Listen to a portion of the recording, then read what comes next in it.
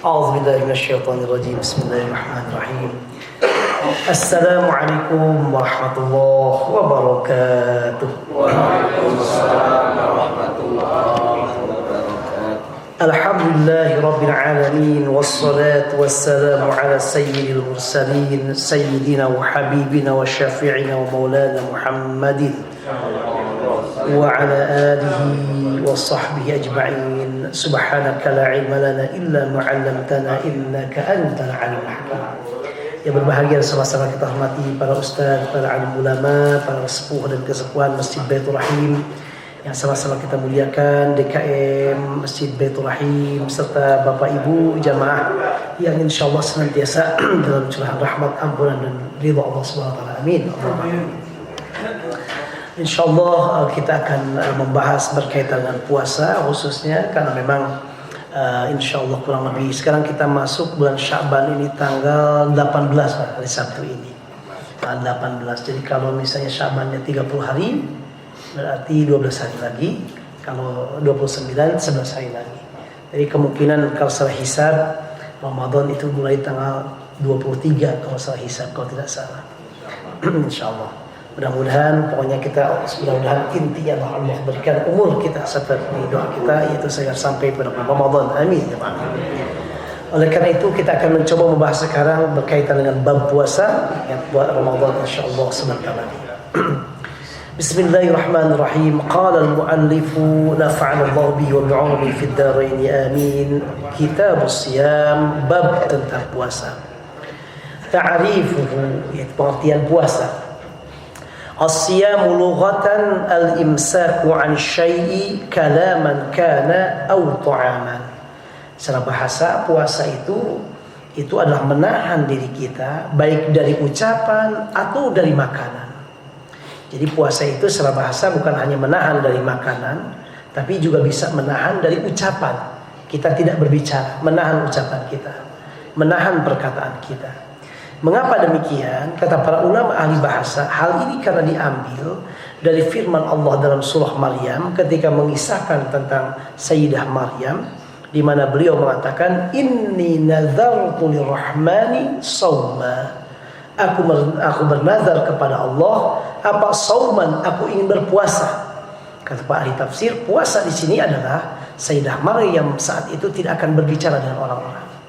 Karena kalau beliau membawa bayi masih bayi kecil, masih merah, dibawa ke kampungnya, dibawa ke daerahnya di mana Sayyidah Maryam pasti sudah siap dengan semua perkataan dari orang-orang saat itu. Akan dituduh begini, karena beliau tak menikah. Tiba-tiba membawa bayi, zaman dahulu lagi. Maka kata beliau, udah, inni nazartu rahmani sawma. Kalau ada orang yang bertanya tentang bayi ini, saya akan diam aja. Saya akan tunjuk aja bayi ini, biar dia bicara sendiri. Dan alhamdulillah Nabi Isa AS bicara sendiri. Jadi kata Ibnu Hajar Al-Asqalani ada 7 bayi dalam agama Islam yang bisa berbicara sejak kecil. Di antaranya Nabi Isa. Nabi Isa ini bahkan Allah sebutkan dalam Al-Quran pembicaraannya ketika masih bayi merah. Inni Abdullahi atani al-kitab wa ja'alani nabiyya wa ja'alani mubarakan aynama kuntu awsani bis salati waz zakati ma dumtu hayya wa barran bi walidati. Dalam surah Maryam disebutkan perkataan Nabi Isa waktu bayi. Jadi Maryam mudah diam. Kalau ditanya, itu siapa anakmu? Tanya aja ke dia. Ini aja. Bicara sendiri dengan isi Allah Nabi Isa AS. Ini kekuasaan Allah saja. Baik, itu secara bahasa. Wasiyamu syar'an, secara syar'i itu istilah para ahli fikih, imsakun 'anil muftirat. Bisa juga kita baca mufattirat. Bisa muftirat, bisa mufattirat. Imsakun 'anil mufattirat min tulu'il fajr ila ghurubish syamsi ma'an niyyah. Menahan diri kita dari semua yang membatalkan puasa. Nanti kita jelaskan yang membatalkan puasa bukan hanya makan dan minum, tapi ada beberapa hal. Kapan dimulainya? Dari mulai terbitnya fajar subuh sampai terbenamnya matahari yaitu maghrib.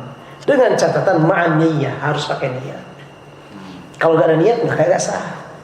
Apalagi dalam mazhab Syafi'i, dalam niat untuk puasa ini adalah harus satu at-tabyid, malam hari. Kapan malam hari dimulai? Dari sejak masuk waktu maghrib sampai sebelum subuh, niat langsung. Makanya kalau ulama di Mesir kami diajarkan Sebaiknya niat itu pas buka puasa langsung. Bismillahirrahmanirrahim, kan buka puasa udah masuk maghrib kan? Udah waktu malam. Bismillahirrahmanirrahim. Allahumma lakasumtu bika amantu ala rizqika aftartu birahmatika ya arhamar rahimin. Langsung nawaitu shauma ghadin an adai fardhi syahr ramadan bismillah ta'ala. Langsung udah dianggap ya. Karena tabiat malam hari, dan malam dimulai dari maghrib sampai subuh, sebelum subuh. Nah kemudian yang kedua, at-takrir dalam mazhab Syafi'i harus tiap malam, dan mazhab Syafi'i demikian. Saya udah niat malam ini, besok malamnya niat lagi untuk besok, terus sampai 1 bulan. Itu pendapat muktamad dalam mazhab Syafi'i. Di kita sih untungnya alhamdulillah sholat tarawih bersamaan. Biasanya suka habis witir tuh ya, yuk kita niat sama-sama nawaitu. So alhamdulillah itu ya, untuk mengingatkan, bukan bidah, itu malah sunnah, bagus sekali untuk mengingatkan. Nah kemudian hanya ulama Syafi'iyah belakangan menilai, karena puasa Ramadan ini kalau tiap hari kadang orang banyak yang lupa, maka tidak mengapa mengambil mazhab Maliki.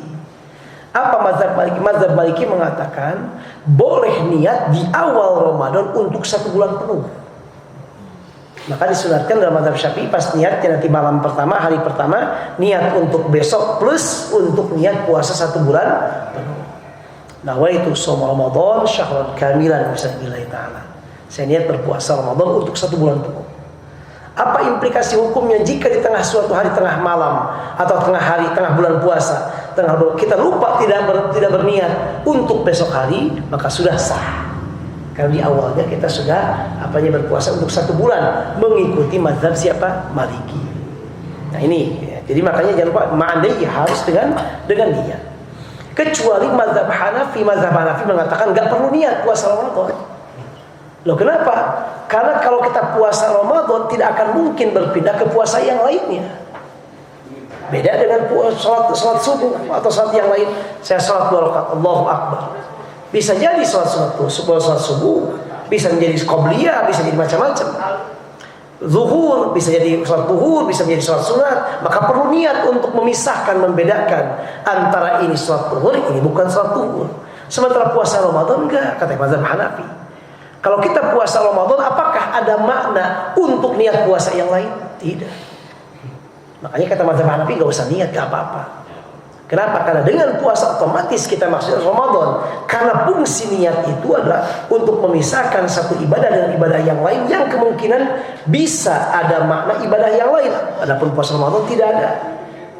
Apalagi dalam puasa Ramadan jelas kita puasanya di bulan Ramadan. Tapi yang paling baik kita ambil mazhab Syafi'i saja untuk kehati-hatian. Mazhab Syafi'i sangat hati-hati dalam ibadah.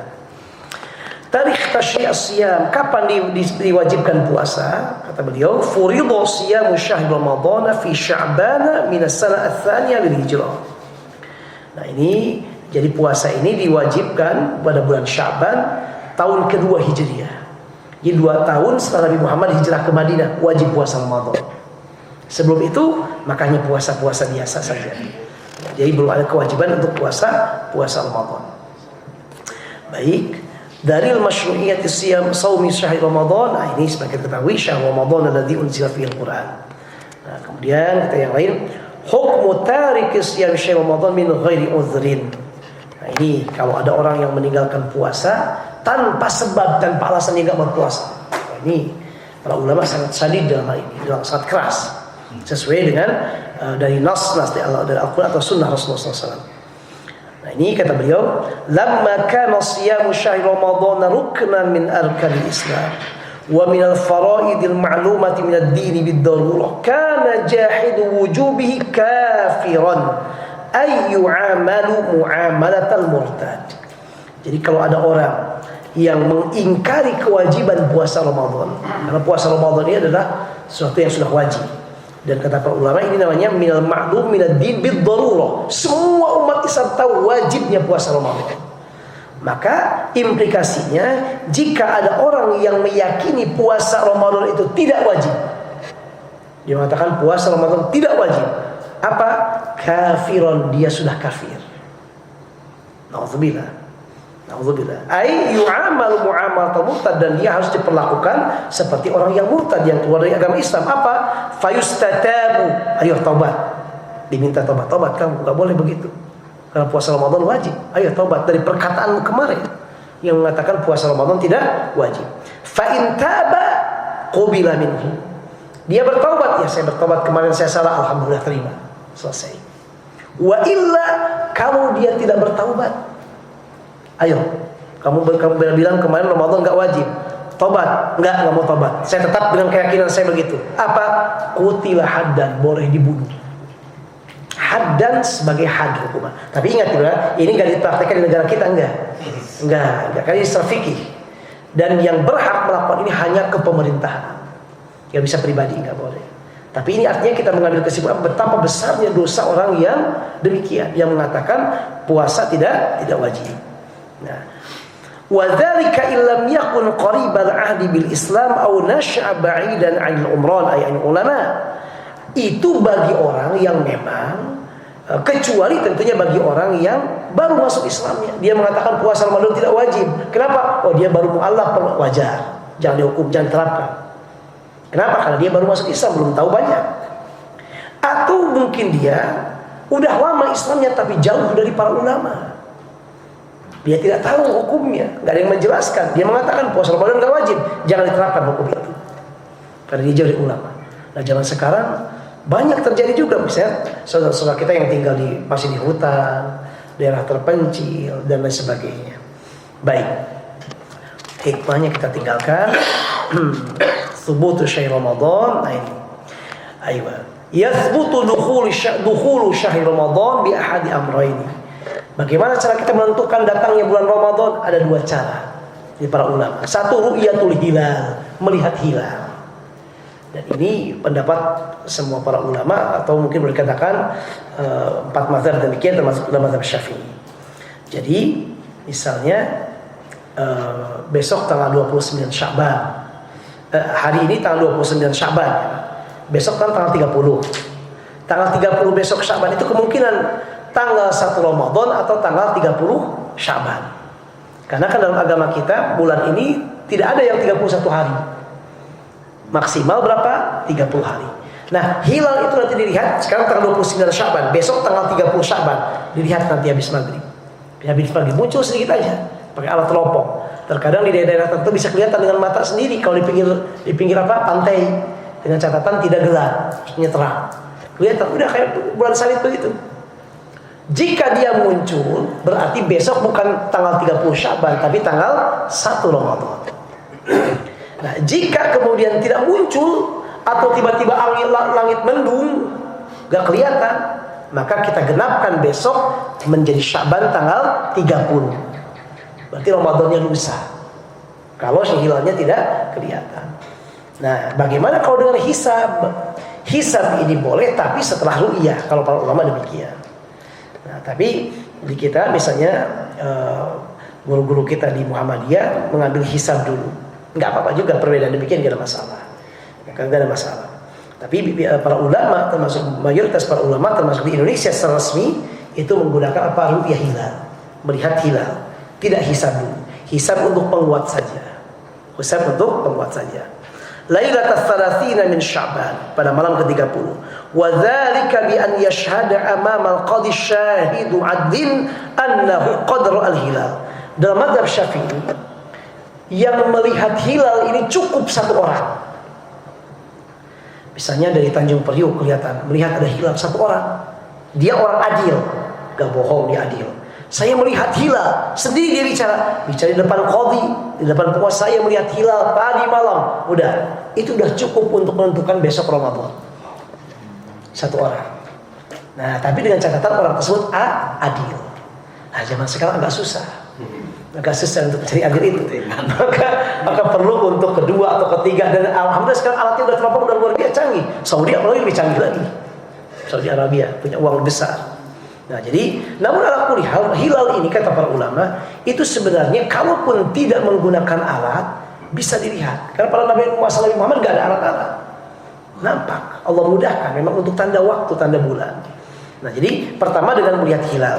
Yang kedua untuk menentukan Ramadan dengan apa? Ikmalu Sya'ban 30 yauman, yaitu menggenapkan bulan Sya'ban sampai 30 hari. Jika tanggal 29 Sya'ban ini dilihat ternyata hilal tidak muncul, udah berarti besok digenapkan atau mendung awannya nggak kelihatan, genapkan besok apa? 30 hari. Berarti lusanya otomatis tanggal 1 Ramadan. Kalau tanggal 23 sekarang itu Maret, itu ada 1 Ramadan, berarti berapa Sya'ban Bapak Ibu? Sekarang kan tanggal 18 ini. 18 Sya'ban. Tambah 12 berapa lagi? 18 tambah 12 30 ya Allah. Oh, banyak. Kok bisa ya? Gimana gitu? Oh, berarti tanggal ya, tanggal kalendernya. Oh. Sekarang tanggal berapa Maret? Ayo kita hitung aja, Bang. Sekarang Maret. Sekarang 18 Pak Beni ngomong. Maret. Lihat aja. Sekarang tanggal 11 Pak Beni sekarang. 18 lebih Jawanya. 11. Berarti kalau 23 tanggal berapa Sya'ban Pak Beni? Apa 30 apa 29? Ini ada sama. Bapak Maret sekarang tanggal 11. Ini kan berarti 18, 19, 20, 21, 22, 23, 24, 25, 26, 27, 28, 29. Oh, berarti 29 hari. Kalau tanggal 23 kita mulai puasa, berarti Sya'ban kita 29 hari. Menurut perhitungan hisab. Tapi kita nunggu nanti pemerintahnya.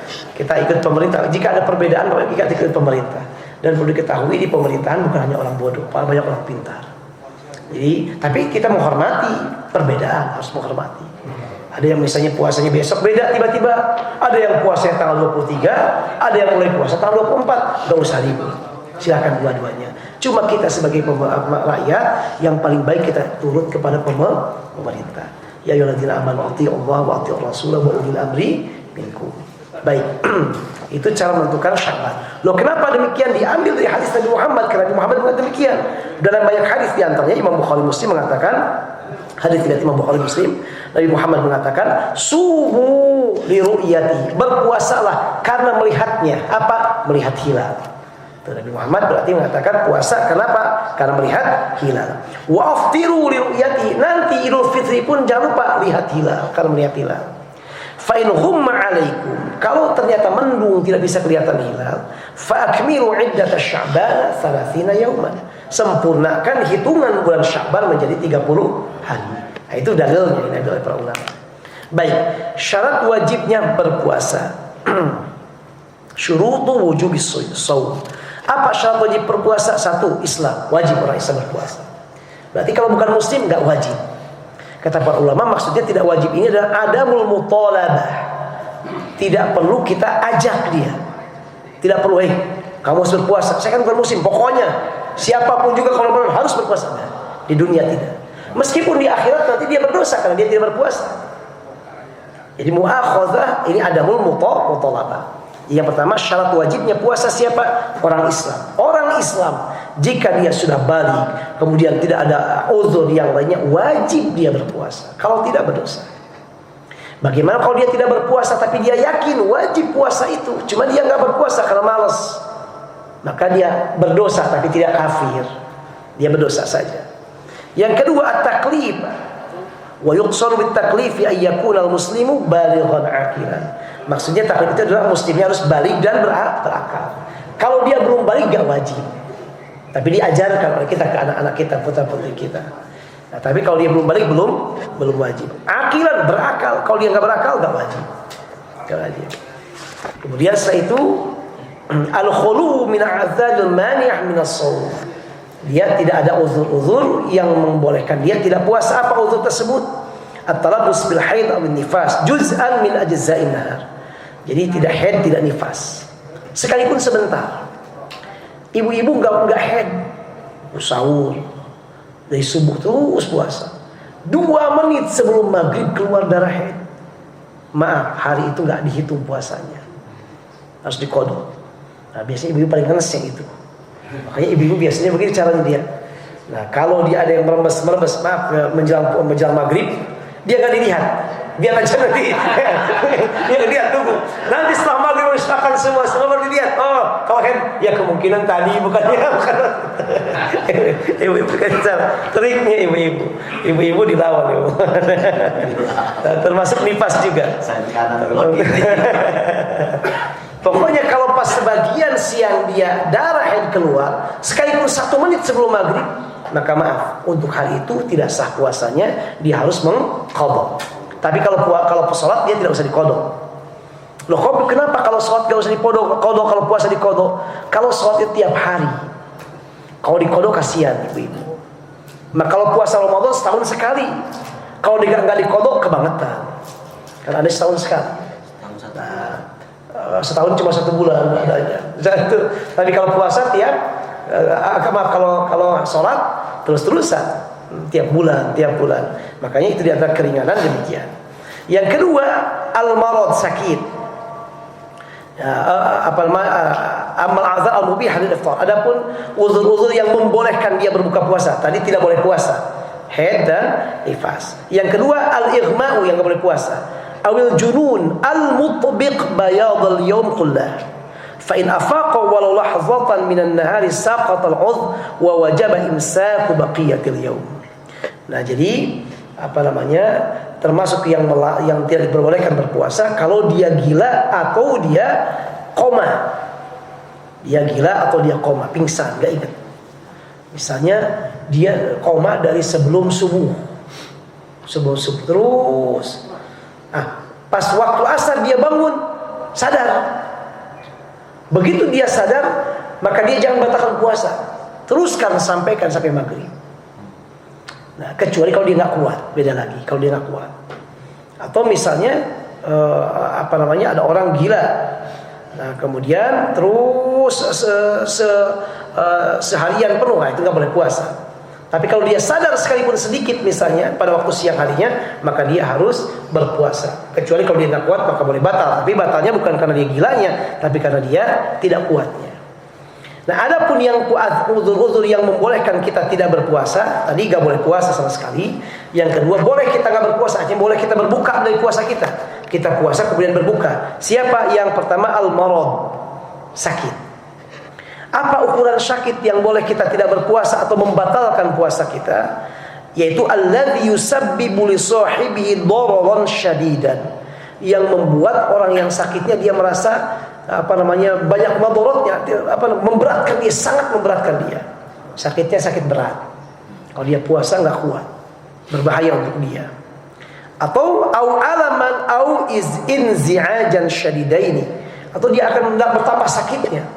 Intinya sakitnya sakit yang berat itu aja, yang membuat dia susah, yang membuat dia repot sekali, bahkan mungkin menambah penyakit dia. Nah, itu boleh berbuka. Tapi kalau sakitnya sakit biasa-biasa, influenza biasa, batuk biasa, jangan, tidak boleh. Nah, jadi sakit yang yang berbahaya.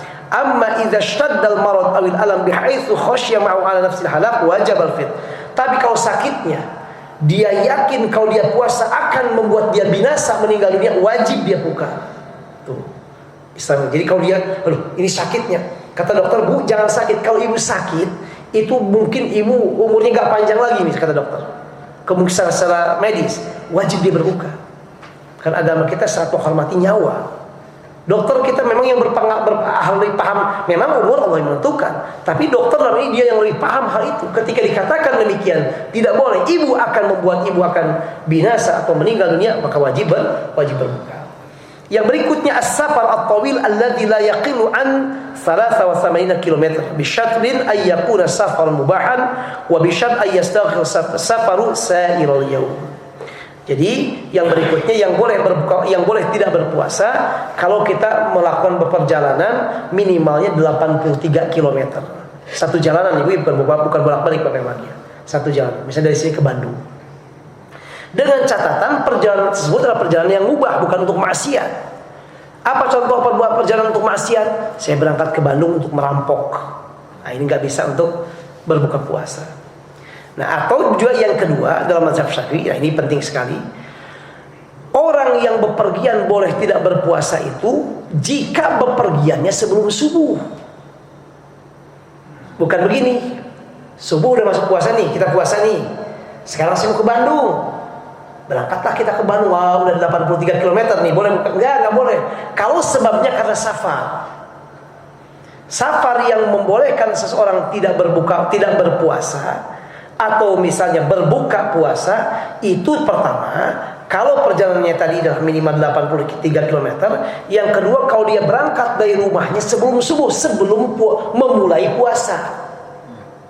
Meskipun pokoknya intinya keluar dari rumah. Misalnya kita di Jakarta Timur baru sampai ke tol, pokoknya sampai di tol subuh gak apa-apa. Yang penting kita udah keluar dari rumah sebelum subuh. Sebelum subuh.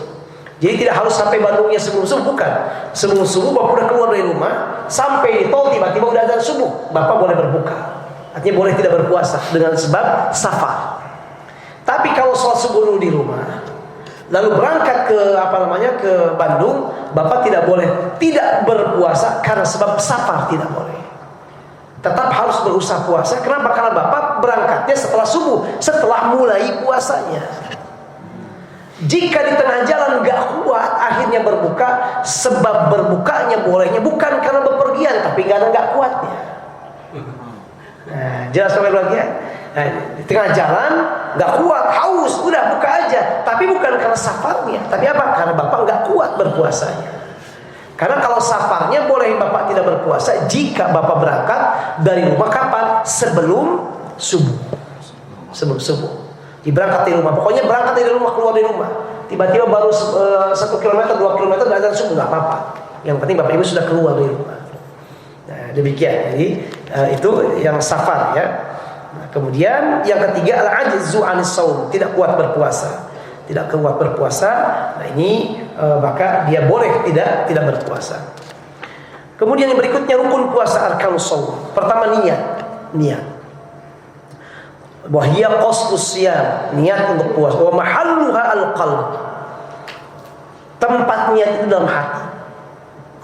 Jadi kalau dalam mazhab Syafi'i semua niat intinya dalam hati. Talaffuz diucapkan itu bukan rukun tapi sunat saja, untuk membantu hati, niat dalam hati. Jadi intinya niat dalam hati. Makanya kalau seandainya begini, mulutnya mengatakan saya niat puasa, misalnya puasa sunat pada puasa Ramadan, tapi mulutnya mengatakan puasa sunat hari Senin misalnya. Cuma hatinya dia niat, di hati saya niat saya puasanya puasa Ramadan. Di mulut mengatakan niatnya puasa sunat. Sah tidak puasanya? Sah. Loh kenapa? Karena yang jadi ukuran itu niat di mana? Yang di hati ini, bukan yang di mulut. Yang di hati itu yang niat yang wajib, yang harus. Yang diucapkan ini sunat. Kenapa? Karena orang umumnya kalau nggak dengan mengucapkan niat, membantu niat yang dalam hati. Kita sholat misalnya, kalau nggak usolli kan begini, Allahu Akbar. Sholat apa ini? Duhur apa asar? Karena begitu, itu nggak sah, harus diulangi.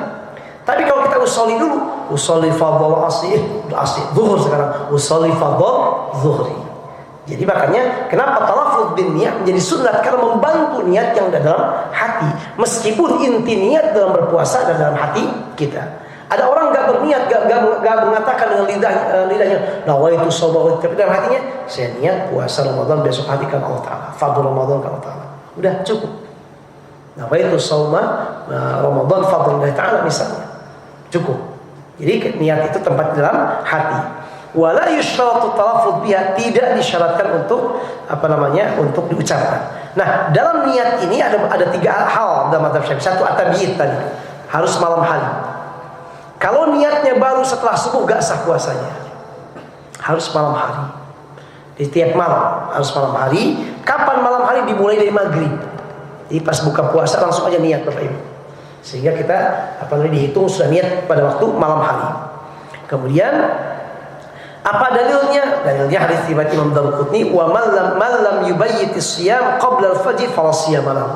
Siapa yang tidak berniat malam hari sebelum subuh maka tidak sah puasanya. Yang kedua dalam niat ini perlu diperhatikan tadi at-tabiyyid, yang kedua at-ta'yin. Bapak Ibu perlu menentukan apa? Bi an yu'ayyina naw' siyam faya'zamu fi qalbihi 'ala siyami ghaddin an Ramadan. Nah, jadi menentukan jenis puasanya apa.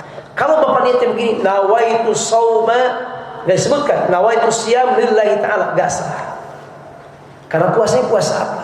Tentukan Ramadan. Nawaitu siyam Ramadan fardhan lillahi ta'ala.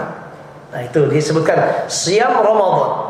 Meskipun enggak dikatakan adaan hadhihi sanati nawaitu shaum Ramadan an ada'i fardhi syahr Ramadan hadhihi sanati lillahi ta'ala. Meskipun cukup begini, nawaitu shaum Ramadan misalnya fardhillahi ta'ala, udah cukup. Niatnya aja. Tapi kalau ingin lengkapnya seperti yang kita biasa sampaikan baca. Yang berikutnya at-takrar. Nah, harus berulang-ulang terus tiap malam niatnya.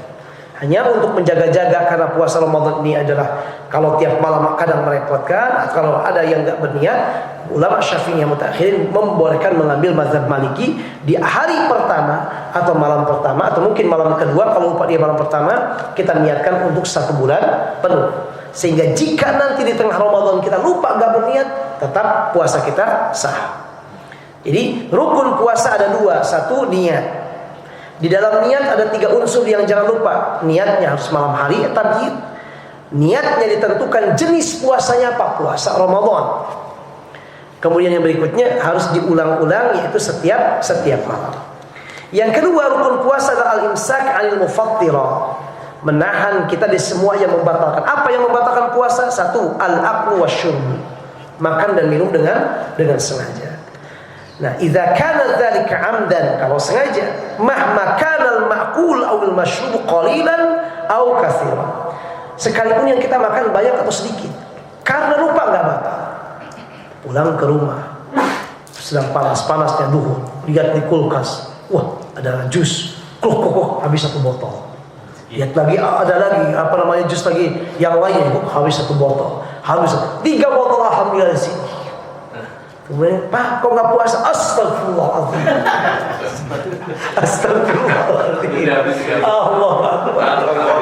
Alhamdulillah. Terima kasih Bapak, diingetinnya sekarang. Bagaimana kalau begitu? Misalnya begini, orang makan tadi kita tahu, biar aja kasihan, biar kenyang dulu misalnya. Kenyangkan. Tapi dalam mazhab Maliki, kalau ada orang yang makan minum pada sedang berpuasa, sengaja atau tidak sengaja, batal puasanya. Kok bisa? Mazhab Syafi'i karena mengambil kepada hadis ini dari Imam Bukhari Muslim. Man nasiya wa huwa shaimun fa akala aw shariba falyutimma shaumahu fa innama at'amahu Allah wa saqah. Orang yang lupa ketika sedang berpuasa, dia makan dan minum, kata Nabi Muhammad, teruskan puasanya, enggak batal. Kenapa? Karena saat itu Allah sedang memberi makan dan minum untuk yang bersangkutan. Memberikan hidangan, silakan hidang. Biarkan nikmat dari Allah. Ini hadisnya. Diambil oleh para ulama, mayoritas para ulama termasuk dalam mazhab Syafi'i, karena hadis ini jelas, berarti kalau lupa enggak apa-apa. Mohon maaf, ini bukan hanya untuk puasa, semua yang membatalkan puasa. Ini mohon maaf sekali lagi, termasuk hubungan badan suami istri. Kalau lupa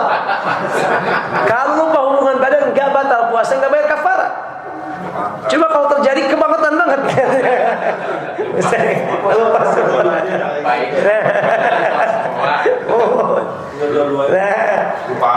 Betul. Dalam mazhab Maliki enggak. Yang membatalkan puasa dilakukan dengan tidak sengaja sekalipun batal. Kenapa? Karena ada hadisnya, iya. Tapi hadis ini bertentangan dengan qiyas. Tuh lihat para ulama. Jadi enggak hanya hadis ini langsung terang, enggak. Para ulama ada kaidahnya. Loh kenapa? Dalam qiyas setiap yang makan dan minum masuk ke perutnya batal puasanya.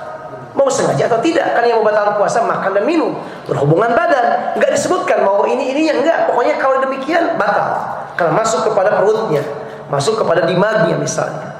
Nah, itu berarti semua yang demikian batal puasanya, dikiaskan. Lalu hadis ini tidak diambil. Kenapa? Karena bertentangan dengan qiyas, dan qiyas harus didahulukan. Ya, itu diantara kaidah-kaidahnya. Tapi dalam mazhab Syafi'i enggak ada masalah. Yang kedua, wusulu ainin ilal jawfi min manfaz maftuh. Masuknya benda apapun ilal jawf ke jawf. Jawf itu bukan hanya mulut tapi rongga. Min manfaz maftuh, dari tempat yang terbuka. Apa yang dimaksud dengan al-ain? Syai'un tarahul ain. Setiap yang kelihatan nampak. Mau debu, mau satu beras, sekalipun 1 biji, itu ain. Nah, kemudian kalau masuk kemana? Ke dalam jauh, yaitu ke dimag, atau mawal haq, itu masuk ke sini, atau yang lainnya kita jelaskan nanti, maka batal. Tapi dengan catatan min manfaz maftuh, dari anggota lubang terbuka dalam kita. Dalam mazhab Syafi'i, manfaz maftuh ini adalah al-fam, mulut, al-udhun, telinga, al-qubul, kemaluan depan, ad-dubur, kemaluan belakang.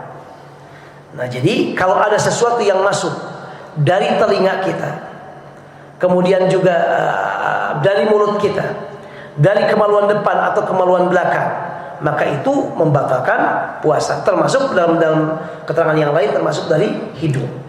Kecuali satu yang tidak termasuk manfaat maftuh. Apa? Itu mata. Jadi kalau seandainya kita pakai kecap, tetes mata, kan sudah masuk ke sini, ya kan Pak? Nggak batal. Karena ini dianggap tidak manfaat maftuh. Kalau bersihin kuping batal. Nah, kalau itu batal, karena itu masuk uzun. Makanya orang tua kita jangan masukin begini kan. Karena kalau masukin begini, berarti memasukkan, ditarik, berarti keluar lagi. Nah, itu nggak boleh. Makanya sampai demikian, hanya tentunya ini para ulama Syafi'iyah belakangan banyak yang berkomentar tentang hal ini. Hanya dalam pendapat muktamadnya, apapun yang masuk dan tidak mesti masuk ke perut, enggak, masuk dari tempat terbuka. Apa? Dari mulut kita. Mulut kita itu sebatas sampai ke sini. Tapi kalau dari sini kemudian dikeluarkan enggak apa-apa. Kalau udah lewat itu batal. Kemudian yang kedua, dari hidung. Makanya jangan ngupil, ya. Nah, karena batal. Memang dalam Syafi'i demikian, apalagi dalam sebagian ulama yang lainnya. Nah, meskipun jari kita nggak masuk ke belakang, nggak ada yang masuk ke sini. Ada keterangan demikiannya. Dalam itu yang diambil oleh Syafi'iyah belakangan. Nah, kemudian oleh ulama Syafi'iyah dalam buku-buku fikihnya. Kemudian hidung, termasuk dari kemaluan belakang. Bapak Ibu sering dengar, nanti kalau puasa Ramadan jangan mengebak, orang Sunda bilang. Jangan mandi di kolam. Ya kan Pak Ibu? Kenapa kok puasanya batal? Loh, kok bisa puasanya batal? Mohon maaf Pak. Kalau kita di kolam, nah, kita kentut misalnya. Nah, itu mohon maaf, kemaluan belakang, dubur, itu dia bisa menarik air ke dalam. Batal puasanya. Maka dalam mazhab Syafi'i, khusus untuk sedang berpuasa, mohon maaf sekali lagi, ketika cebok belakang, bagian belakang, jari jangan terlalu masuk. Secukupnya untuk membersihkan itu. Karena kalau seandainya masuk kemudian ditarik lagi, itu bisa membatalkan puasa kita. Termasuk menghirup air ke hidung kan Bapak Ibu. Itu yang sunnah. Untuk puasa jangan banyak-banyak, dikit aja. Jangan begitu. Kalau sengaja bikin kemudian masuk, batal puasanya. Atau naik ke sini, batal puasanya. Maka dalam mazhab Syafi'i, ketika puasa, ketika menghirup air ke hidung jangan banyak-banyak, jangan berlebihan, jangan mubalaghah, sedikit. Sedikit aja. Pakai fix batal. Kenapa? Nah, kalau seandainya dia termasuk yang kalau yang asma ya. Jika ada yang masuk, yaitu dia hanya angin saja, gak ada masalah. Tapi kalau dia ada cairannya, kan sudah ada cairan masuk, maka itu membatalkan puasa. Kalau dia hanya misalnya hanya angin saja, tidak ada masalah. Karena angin bukan ain. Kenapa? Hanya aroma saja misalnya. Tapi tidak ada yang masuk ke airnya atau cairannya, tidak ada masalah. Tapi kalau ada cairan yang masuk, maka itu membatalkan puasa. Membatalkan puasa. Nah, jadi artinya bahwa apapun, benda sekecil apapun yang masuk ke rongga tadi, itu bisa membatalkan puasa kita. Itu masuk yang muftirat atau mufattirat. Nah, maka di sini fal qatra min al-udhun muftirah. Nah, kalau seandainya masuk termasuk kalau kita bisa kemasukan air. Nah, itu juga airnya dimasukkan lagi dalam, batal puasa kita. Makanya sampai dalam mazhab Syafi'i Bapak Ibu sampai saking hati-hatinya usahakan kalau sedang puasa Ramadan jangan mandi-mandi siang harinya. Siang harinya. Loh, kenapa? Karena khawatir nanti ada air sengaja. Karena dalam mazhab Syafi'i begini Bapak Ibu, jika kita mandinya nggak jelas niat kita apa mandinya, nanti aja lah untuk adem-adem. Tiba-tiba kan shower masuk air ke telinga kita, nggak disengaja, batal puasa kita. Loh, kok bisa? Karena mandinya nggak ada kepentingan dengan syar'i. Kecuali kalau saya niat mandi ini adalah untuk mandi, misalnya junub tadi, misalnya mimpi basah atau hubungan suami istri belum mandi tadi sebelum subuh, belum mandi misalnya. Kemudian mandi ada yang masuk, tak apa-apa karena mandinya syar'i. Mandinya jelas alasannya, wajib. Tapi kalau mandinya adem-adem, kemudian ada yang masuk, Itu dalam mazhab Syafi'i batal puasanya. Nggak sengaja, sekalipun nggak sengaja. Kenapa? Kenapa Anda mandi? Nah, karena gerak, kecuali Bapak Ibu begini, mau rapat, niatkan aja, Allah saya ibadah mau bertemu orang lain, sunnah, tidak ada masalah. Jadi niat bisa berpengaruh dengan hukum puasa dengan mandi kita, puas tidaknya. Tuh, mazhab Syafi'i sampai detailnya demikian. Yang lain aman, begini-begini nggak apa-apa. Yang penting jangan masuk mazhab yang lain. Di mazhab Syafi'i sangat hati-hatinya luar biasa dalam semua bab. Maka itulah cocok untuk kita, tapi untuk orang Arab kurang cocok. Kalau orang Arab itu kalau gitu, aduh repot sekali dia nggak mau. Oh yang enak-enak, yang mudah-mudah saja. Yang agak wah repot. Makanya mazhab ulama Arab itu banyak ngambilnya mazhab Maliki, mazhab Hanafi, mazhab Syafi'i juga ada, tapi nggak sebanyak. Syafi'i itu mazhab kita aja Asia Tenggara, Indonesia, Malaysia yang airnya banyak, udaranya nyaman, enak. Kalau di sana menggunakan mazhab Syafi'i, bersentuhan kulit laki-laki perempuan batal misalnya, wah air aja susah di sana, baru lagi. Mereka lebih yang agak gampang. Tapi itu semuanya ada dalilnya, ada masalah. Kita pegang mazhab Syafi'i, insya Allah hanya double karena hati-hati, kehati-hatian kita. Nah kemudian al-qai al-muta'ammad fi, kalau kita muntah dengan sengaja. Al-wad'u amdan, hubungan badan dengan sengaja. Kalau seandainya tidak bersengaja, maka tidak membatalkan. Walau min ghairi inzal, sekalipun mohon maaf enggak keluar air mani. Sekalipun enggak keluar air mani tidak batal. Sekalipun tidak keluar air mani tetap membatalkan puasa kita. Hubungan badan kalau enggak keluar air mani tetap batal. Haid nifas, kemudian juga istimna, mohon maaf istimna itu masturbasi, onani, batal. Wal junun war riddah, kalau dia murtad batal, kalau dia gila juga batal. Ini adalah yang membatalkan puasa. Nah, ini barangkali kalau sudah jam 6, nanti barangkali yang lainnya bisa dikembangkan dalam tanya jawab beberapa bagian. Atau sedikit lagi beberapa lagi tentang yang membatalkan puasa sudah. Iya. Ada berpuasanya itu surat-surat udah paham Bapak Ibu ya. Kalau disuntik sama diimpus gimana itu? Ini pertanyaan bagus sekali, betul sekali. Suntik. Para ulama berbeda pendapat tentang masalah suntik. Kalau suntiknya, tapi ulama sepakat satu hal. Kalau suntiknya atau infusnya sebagai makanan, kan ada untuk makanan yang sakit, itu batal. Karena dia makanan.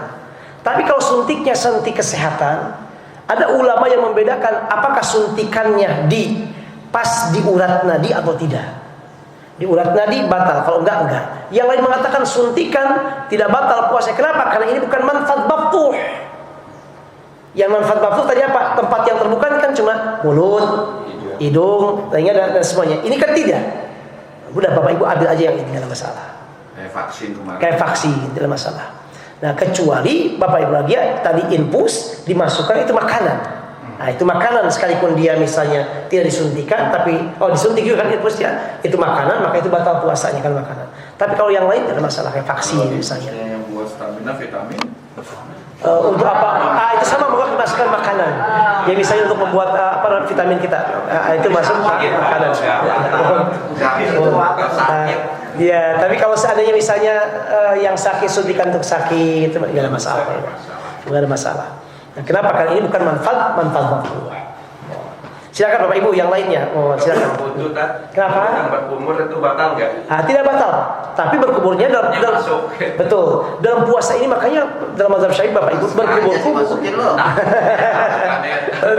Kumur-kumur dan hirup air ke hidung misalkan nggak banyak-banyak. Kalau pas wudu bukan Ramadan disunatkan begini kumur-kumur.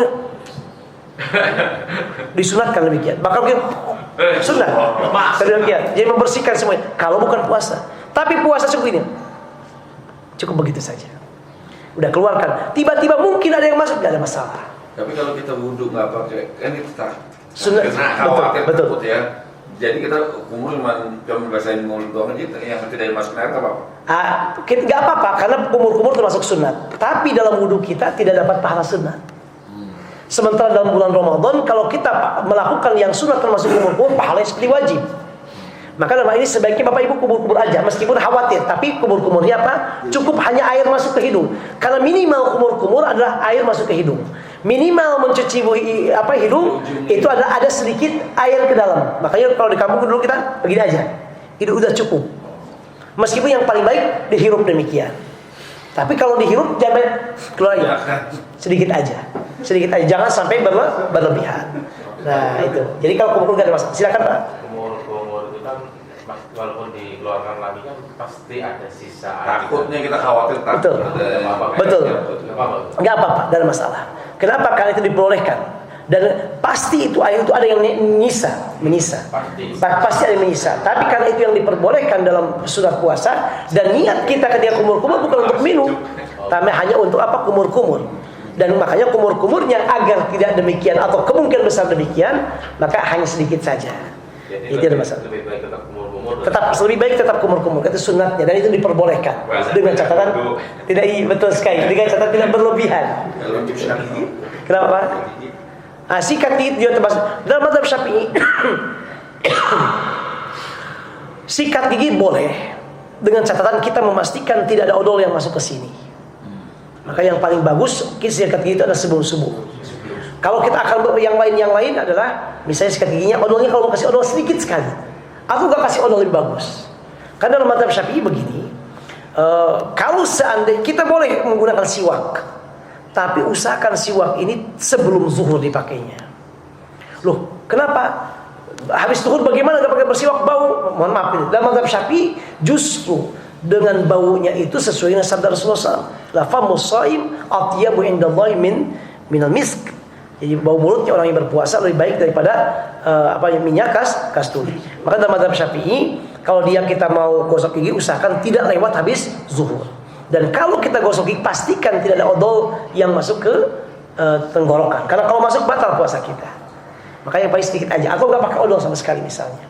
Hanya ulama Darul Ifta Mesir mengatakan untuk orang-orang yang khusus spesial banyak bertemu dengan orang lain. Dengan apalagi yang diplomat misalnya non muslim. Jadi kalau bicara mungkin akan kurang sedap, nggak apa-apa dia gosok gigi aja.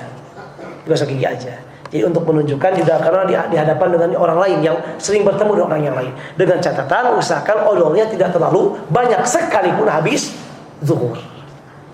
Misalnya nanti jam 2 mau rapat nih, ya pimpinan banyak bicara atau banyak ngobrol dengan yang lain, ketemu orang lain, nggak apa-apa gosok gigi. Tapi pastikan odolnya sedikit. Jadi gosok gigi tidak membatalkan puasa. Dengan catatan odolnya tidak terlalu banyak dan kita pastikan nggak ada yang masuk ke dalam kerongkongan kita. Meskipun pasti segar-segarnya ada, tapi tidak pasti. Itu termasuk yang dimaafkan, yang diperbolehkan. Silakan Pak. Silakan. Pertanyaan tentang fikihnya kan. Sebenarnya kalau pas bulan Ramadan ini yang paling utama ini kita amalannya bagaimana? Ini pertanyaan bagus sekali. Bapak Ibu berbahagia. Ramadan ini ya Allah Akbar itu nikmat yang sangat besar sekali. Ibnu Rajab Al-Hambali dalam kitabnya Lataiful Ma'arif beliau mengatakan orang yang dikaruniakan oleh Allah umur sampai bulan Ramadan dia telah dikaruniakan nikmat yang sangat besar yang tidak mungkin tertandingi dengan dunia dan seisinya, kata beliau. Dunia dan seisinya ada apa-apanya. Loh kenapa? Allah taburkan luar biasa. Sampai ada hadis yang luar biasa bagiannya. Hadis riwayat Ibnu Majah dengan sanad sahih dalam sunannya. Talha bin Ubaidillah menceritakan dulu pada masa Nabi Muhammad ada 2 orang sahabat masuk Islamnya bareng masuk Islamnya. Yang satu asyaddu ijtihadan, sangat rajin ibadah. Yang satu ini. Yang kedua biasa aja lah, kayak saya yang biasa-biasa aja. Yang ini mau rajin yang Allahu Akbar, puasa segala macam. Kita menyantai aja lah gitu misalnya. Yang satu nyantai aja. Ditambah yang kedua ini faghaza fastushida, yang super rajin ini Bapak Ibu. Lalu dia berangkat jihad, gugur syahid lagi di medan perang. Udah lengkap, syahid, rajin ibadah biasa, luar biasa. Yang kedua yang biasa-biasa saja, dia nggak meninggal saat itu, masih ada umur 1 tahun ke depan dia meninggal. Tapi meninggalnya di atas kasur lagi, bukan di medan perang. Talha bin Ubaidillah bermimpi. Dalam mimpinya dia berada di pintu surga. Kemudian ternyata dan dia lihat 2 orang tadi yang ceritanya yang kedua udah meninggal dunia, udah setahun berikutnya udah meninggal dunia. Pas dilihat dalam mimpinya ini, ternyata yang dipanggil masuk ke surga paling pertama siapa? Itu yang ibadahnya biasa-biasa saja. Yang biasa-biasa saja. Alhamdulillah. Doa. Salah kan? Betul sekali. Kesempatan kita semuanya. Kesempatan kita. Kesempatan kita semuanya. Mudah-mudahan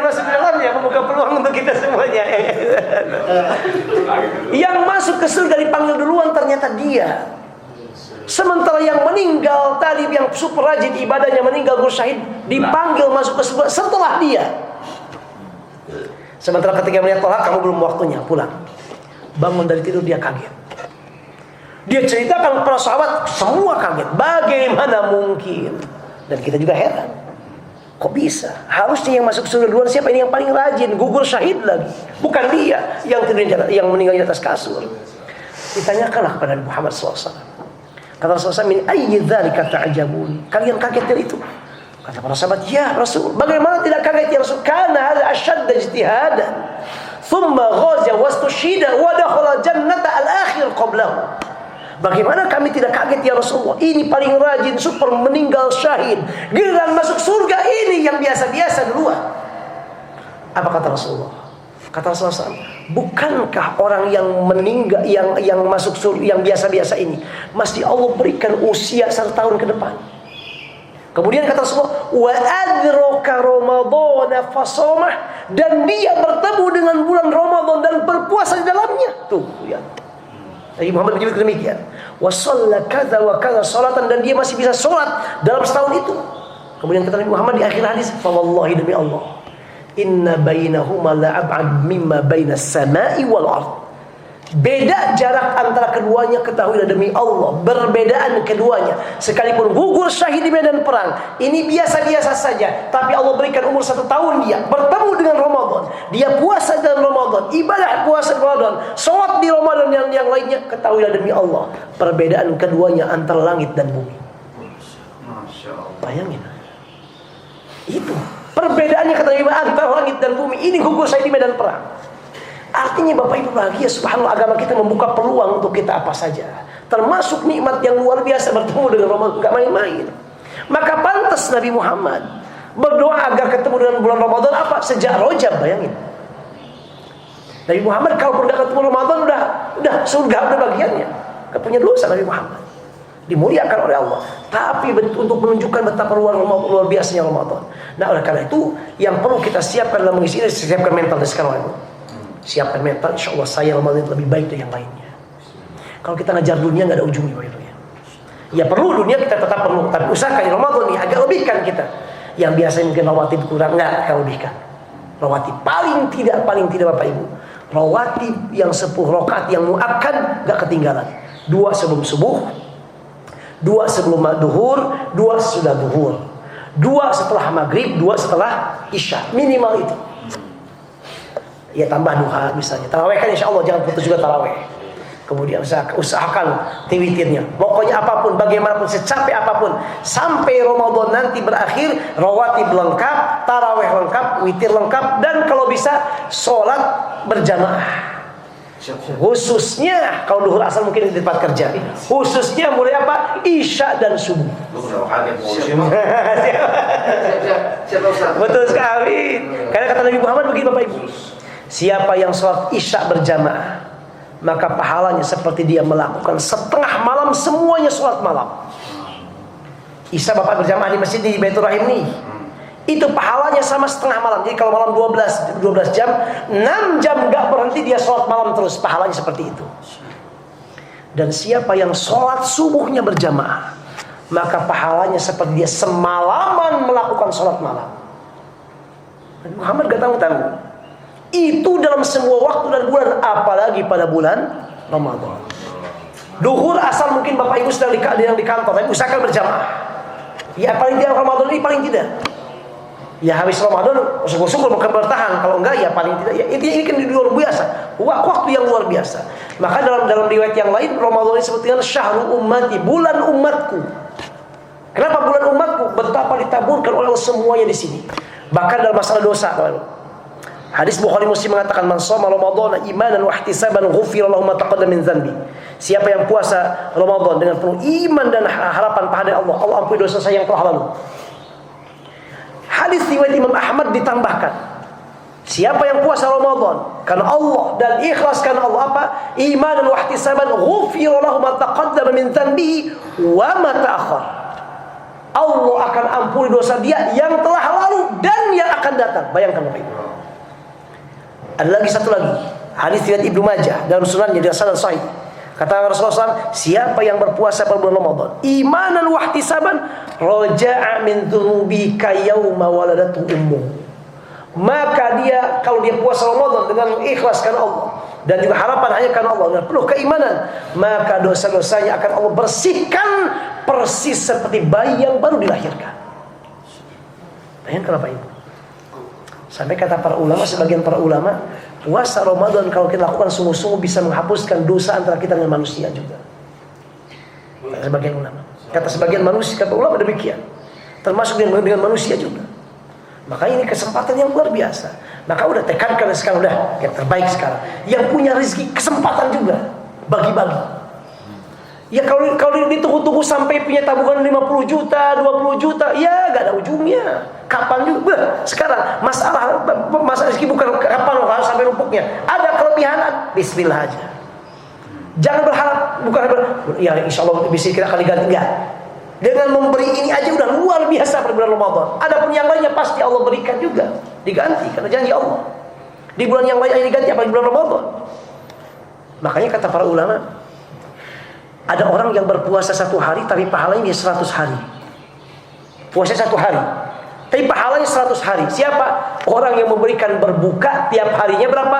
Untuk 100 orang. Kan kata Nabi Muhammad, "Man fattara sha'iman kana lahu ka'ajri saimi." Siapa yang memberikan berbuka orang yang berpuasa, pahalanya seperti orang yang berpuasa yang dia beribakan tadi. Bapak Ibu, gak usah banyak, pokoknya ngasih makan apa saja, mau air aja, mau kurma saja, mau 100 rupiah, 500 rupiah, berapa saja, gak perlu banyak, gak harus banyak. Kalau banyak, ya alhamdulillah, makin besar pahalanya. Kumpulkan, ada misalnya 1 hari misalnya 100 ribu, dipecah-pecah menjadi 50 berkat atau 10 berkat, diberikan 10 orang. 1 hari Bapak mendapatkan pahala puasa bukan 1, tapi 11. 1 dari Bapak, 10 dari yang diberikan makan berbuka. Loh, makan dia bukanya bukan dengan makanan saya, enggak apa-apa. Tapi niat kita memberikan untuk makan berbuka. Dimakannya habis maghrib, habis isya, enggak ada masalah. Karena niat kita memberikan makan untuk berbuka. Syukur-syukur di Masjid Baitur Rahim ada langsung. Makanya kalau kemudian makan berbuka bareng-bareng, Masya Allah. Dan ingat Bapak Ibu, memberikan makan berbuka ini untuk puasa bukan untuk orang miskin, untuk yang puasa. Mau dia miskin, mau dia dia orang kaya jangan dikasih makan. Ini bukan infak sedekah, ini apa? Memberi makan untuk yang berbuka puasa. Jadi miskin atau kaya, maka Bapak Ibu bahagia kalau ada mendapatkan memberikan makanan enak aja, gua kan mampu kok dikasih, enggak, jangan itu. Dia ingin mendapat pahala dari Bapak berpuasanya. Terus apakah saya perlu tanya puasa enggak, jangan begitu. Beri aja, kita husnudzon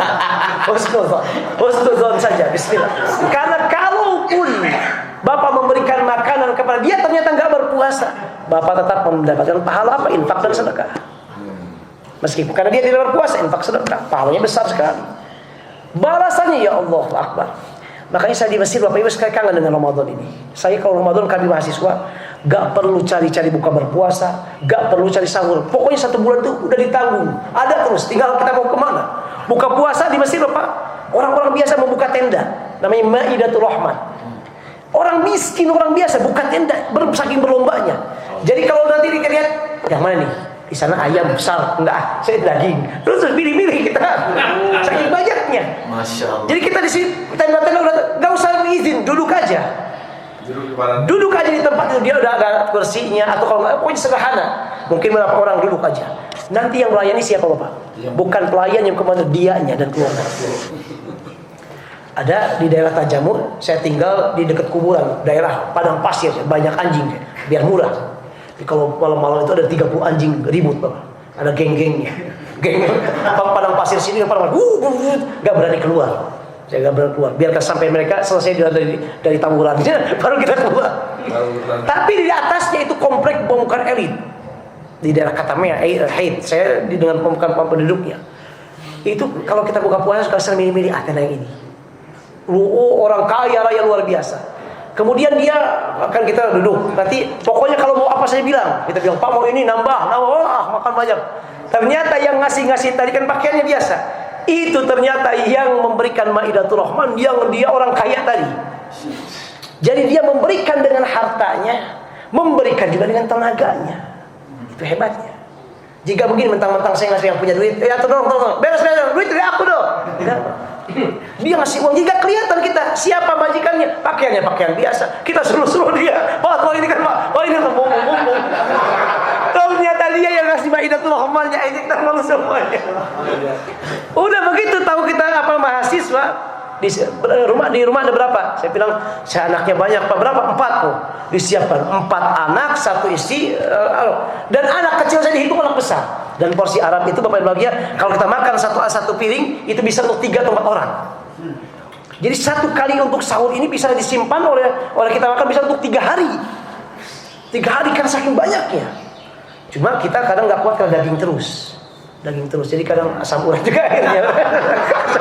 Karena kita nggak kuat apa namanya itu. Mereka itu luar biasa. Nah, ini kesempatan sekali. Jadi pokoknya bulan Ramadan ini bulan berbagi. Makanya sekarang syahrul muasa kita berbagi. Termasuk Bapak Ibu ini bukan ke orang lain, termasuk kepada nafkah untuk keluarga kita. Ada sebuah riwayat para ulama yang mengatakan, siapa yang memberikan nafkah yang lebih untuk istri dan anak-anak kita pada hari yang Allah muliakan, maka Allah akan mencukupkan nafkahnya untuk 1 tahun. Jika siapa orang yang memberikan nafkah untuk istri dan anak-anaknya lebih dari biasanya 100.000, ternyata 300.000 pada waktu dan hari yang Allah muliakan, hari Jumat, apalagi Ramadan, maka Allah akan cukupkan nafkahnya selama 1 tahun. Jadi jangan sampai begini Bapak Ibu, orang lain bukan Maidatul Rahman, giliran istrinya. Enggak. Istri kita dahulukan, lebihkan. Ini adalah syahrul muasa. Silakan Bapak, kalau ada yang lain. Kenapa Pak? Oh, iya.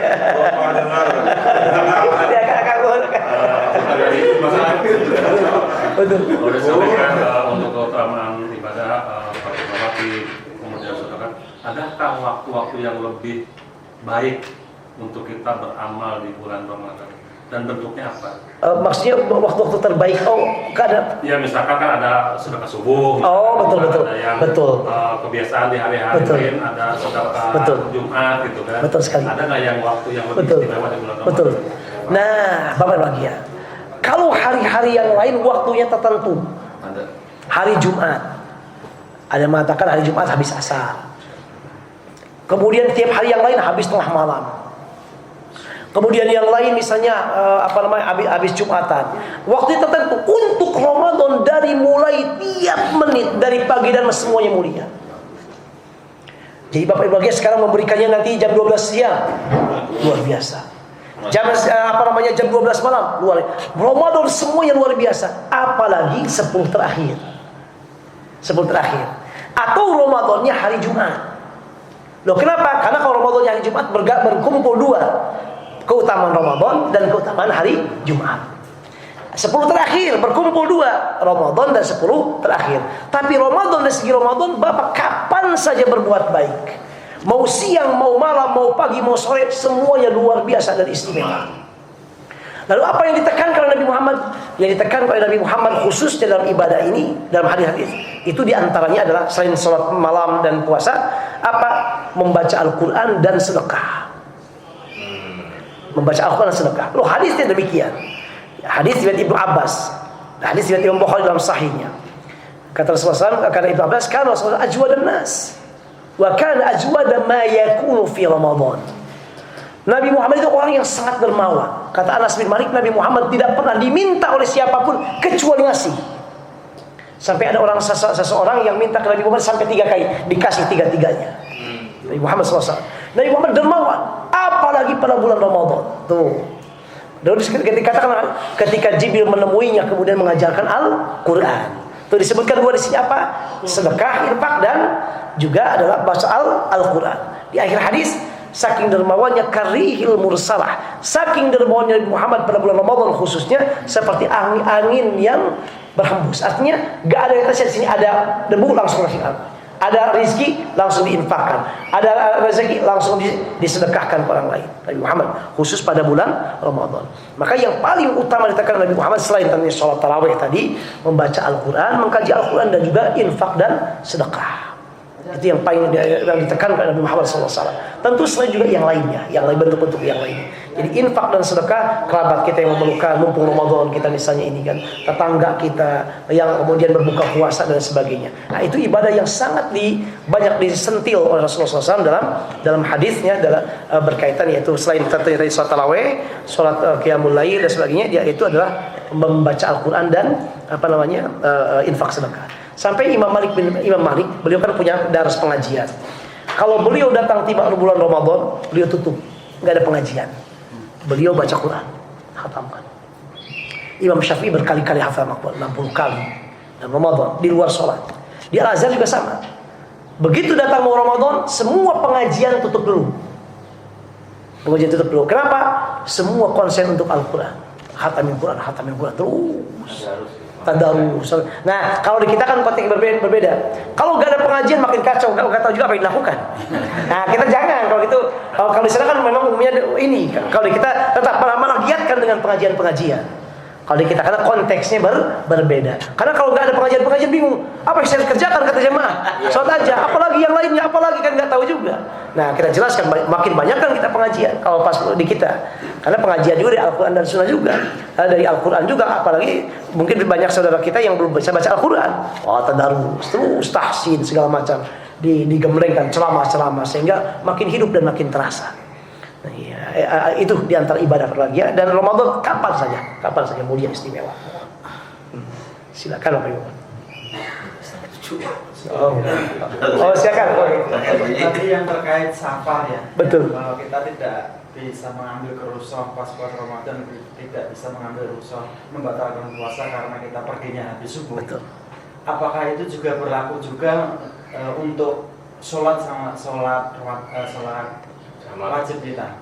Jadi kita musafir kan kita bisa mengambil jabat akhir, betul, ataupun qasar, dan juga sholat Jumat. Kan kalau kita pas musafir sholat Jumat juga bisa mengambil rusuh, tidak melakukan. Apakah kita kalau berangkatnya habis subuh, apa juga tidak boleh mengambil rusuh itu? Betul. Ini pertanyaan bagus sekali. Itu hanya untuk berpuasa. Kenapa harus sebelum subuh? Karena waktu puasa dimulai dari subuh sampai maghrib.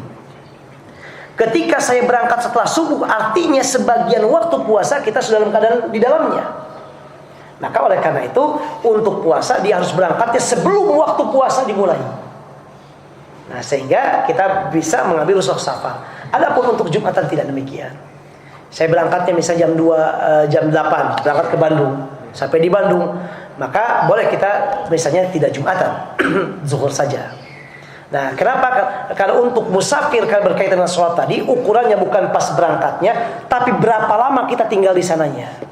Oh, beda. Betul sekali. Dalam mazhab Syafi'i dikatakan musafir itu kalau tinggal di sananya maksimal 3 hari. Tapi hari masuk dan hari keluarga dihitung. Misal, saya berangkat ke Bandung hari ini nggak dihitung. Tanya, saya di Bandung berapa lama? 3 hari. Sekarang hari Sabtu. Saya di Bandung Ahad, Minggu, Senin, Selasa, Rabu pulang lagi ke sini. Nah, ini dianggap berarti kita di Bandung berapa lama? 3 hari. Perjalanan ke Bandung 83 km lebih. Di sana berapa lama? 3 hari. Maka selama 3 hari ini kita boleh melakukan rukhsah-rukhsah dengan musafir. Termasuk apa? Termasuk misalnya tidak Jumatan, kemudian jamak dan qasar dan semuanya. Melihatnya ke sana. Jadi oleh karena termasuk juga tidak berpuasa. Cuma pas hari berangkatnya itu harus sebelum subuh kali pertamanya. Kemudian yang kedua, yang ketiganya terserah karena kita sedang musafir di sana. Tidak berpuasa tidak ada masalah. Nah, jadi sekali lagi kalau berkaitan dengan sholat Jumat atau yang lainnya bukan melihat pas berangkatnya, karena awal waktu sholat Jumat ada waktu sholat zuhur. Sholat waktu zuhur. Jadi artinya untuk yang sholat dan yang sebagainya itu berkaitan dengan berapa lama kita di sananya. Jika kita di Bandungnya lebih dari 3 hari, kita umroh misalnya, di dalam mazhab Syafi'i, umroh itu nggak ada yang 3 hari, minimal kan 1 minggu. Kita berangkat di Mekah misalnya, berangkat ke Mekah. Berapa lama di Mekah? 1 minggu. Maka begitu datang di Mekah gak boleh jamak qasar. Ya jamak mungkin masih boleh kalau keadaan tertentu. Karena kalau jamak boleh dilakukan dalam mukim Bapak Ibu. Yang gak boleh qasar. Kalau qasar sebabnya ilatnya kenapa? Karena pergian dengan jarak tadi. Kalau Bapak Ibu di rumah di sini misalnya ini saya harus wawancara pekerjaan, saya putra-putri kita, atau ujian yang nggak ada waktu lagi, kalau ini mungkin nggak lulus. Akhirnya apa? Dan itu pada waktunya pas mulai asar sampai maghrib misalnya. Udah, tarik aja asarnya kemana? Ke zuhur, gak ada masalah. Tapi jangan di qasar. Kenapa? Kalau qasar harus untuk bepergian. Kalau jamak masih boleh dikerjakan ketika sedang dimukim. Dalam hadis misalnya kalau kita ada hujan atau hal-hal yang lainnya, atau sakit, gak ada masalah jamak. Sakit, tapi jangan di qasar. Jadi oleh karena itu perginya sebelum subuh itu hanya untuk puasa saja. Tidak berkaitan dengan sholat, tidak berkaitan dengan Jumatan. Ya, masih boleh kita tidak Jumatan atau sholatnya di jamak qasar boleh. Sekalipun berangkatnya habis subuh. Oh begitu Ustaz. Silakan Pak Nur. Terkait yang lupa niat. Adabnya kita sehari pagi ini ternyata kita lupa niat puasa Ramadan. Adabnya apakah kita tetap boleh makan atau ya sudah kita tetap menahan makan sampai maghrib? Betul, ini pertanyaan bagus sekali. Kata para ulama tetap usahakan tahan makannya. Tetap puasa. Itu luar biasa. Kenapa? Menghormati bulan Ramadan. Jadi sampai demikian. Ini kan dia malam lupa tidak berpuasa. Tidak niat. Malam niat lupa tidak niat. Ingat pagi. Astagfirullah, tadi gak berpuasa. Berarti dia puasa gak sah kan? Gak sah. Dalam mazhab Syafi'i gak sah. Maka adabnya dia tidak makan minum. Tetap seperti orang berpuasa. Meskipun puasanya tidak sah. Loh, kenapa? Menghormati bulan Ramadan. Kalau ternyata terpaksa lapar gak kuat, boleh kita makan dan minum karena gak kuatnya. Tapi tidak boleh di depan orang-orang yang lain, harus tersembunyi. Harus sendiri. Jadi puasa, tapi kita nggak dapat pahalanya. Kita dapat pahalanya untuk menghormati Ramadan tadi. Tapi puasanya tidak dihitung. Dan yang kedua tidak berdosa karena lupa. Tetap dikodo jadinya. Harus dikodok. Kenapa? Karena kita malam tidak berniat. Tidak berniat. Ya, kalau misal kita mau amannya dan niatnya sebulan, boleh nggak kita? Saya, mungkin orang Indonesia saya ini kan ya. Kan tetap kita mau tetap sehari niat terus kan ya. Tapi di awal Ramadan juga melakukan niat selama sebulan. Betul. Ambil amannya. Betul. Betul sekali. Itu yang disarankan oleh ulama Syafi'iyah yang belakangan mutakhirin. Boleh sekali. Itu yang dianjurkan demikian. Jadi untuk jaga-jaga, karena mungkin nanti Ramadan kita capek, sibuk sebagainya atau lupa berniat, usahakan dianjurkan. Pas di awal Ramadan niatnya kita dua. Niat puasa besok dan juga puasa untuk 1 bulan penuh. Mengikuti mazhab Maliki. Apa implikasi hukumnya? Kalau nanti di tengah lupa kita puasanya, tidak niat puasa malam hari, tetap dianggap sah. Karena di awal sudah kita niatai. Itu yang paling baik. Tapi kita udah niat untuk 1 bulan. Tiap malam kalau ingat kita usahakan niat lagi. Karena niatnya hukumnya sunat, dan sunat dalam bulan Ramadan pahalanya seperti wajib. Kalau niatnya sekarang boleh juga dong. Gak boleh, belum. Belum waktunya. Kalau niat dari sekarang, kata para ulama namanya bukan niat tapi azam. Azam. Maka dalam mazhab Syafi'i begini misalnya. Kita sekarang mau sholat zuhur nih, asar subuh. Saya wudu. Otomatis wudunya untuk sholat apa Bapak? Subuh. Dari rumah pas keluar, saya mau ke apa Ibu? Mau sholat subuh. Dari rumah keluar, mau sholat subuh. Wudu mau sholat subuh. Itu bukan niat, tapi azam. Niat itu harus pas berbarengan dengan melakukan ibadah itu. Tapi kalau untuk puasa, karena puasa nggak boleh, maka sebelum untuk itu baru niat. Makanya tetap kalau sebelum waktunya Ramadan nanti kemudian kita sudah niatnya sekarang, itu bukan niat tapi sudah azam. Tapi azam saja. Silakan.